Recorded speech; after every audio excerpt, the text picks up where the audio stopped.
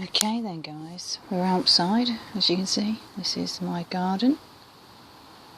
Probably do need to actually clean it up a little bit. Okay, alright. This is the camera. So at the moment I've got a D750 Nikon and I've got it on live view. Now the best option here when you're doing twilight photography is you possibly need a remote. I haven't, so what I'm going to do is over here you can see that I've got my little reel here where I can actually change it to timer. So I'm just going to move that round so that I've got it on a timer. Okay, so it's nicely on a timer now. Now at the moment, just to show you for the settings, I've got it on the table in my back garden, but you can see that it is on a tripod. You really do need to have a sturdy tripod for this activity.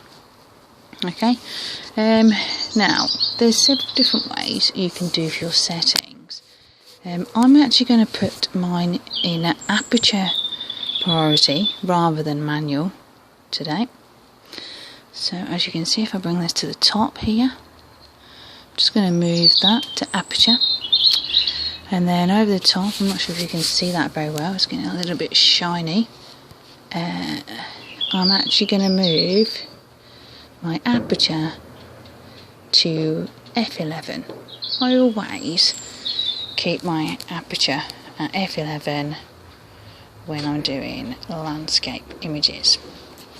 The other thing you need to make sure that you're doing is making sure your ISO is at the lowest. And when I mean lowest, I mean the lowest number. That means that the intensity of the noise is at its minimum. Okay, so I've got a Nikon, so mine is ISO settings, and at the moment I had it at 400, so I'm going to just move that down to, there we go, zoom it to 100. Just check that that's actually happened, because I'm not sure if it has. No, I didn't think so. To 100, and because we're going to be at the twilight time of day, which is the blue hour, I'm going to leave my aperture to auto. So auto white balance, and that's all set. Okay, so that is all of my settings set for my camera, ready for me to then take my twilight images. I'm going to kind of wait a little bit longer, because although it looks right, I want my sky to just be a little bit more darker. Okay, so I'm waiting for that to go down. Okay, so here's my camera.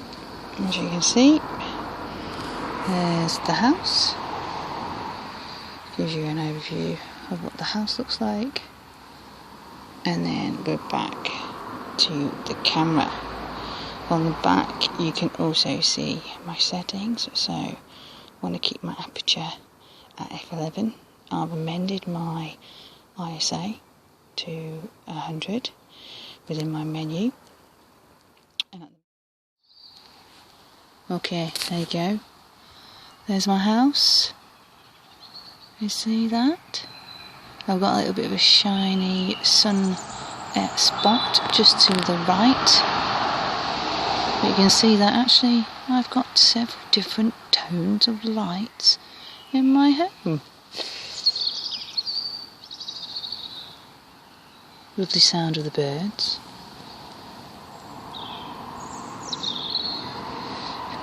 I'm just going to come out a little bit further so you can actually see that I have actually moved my car.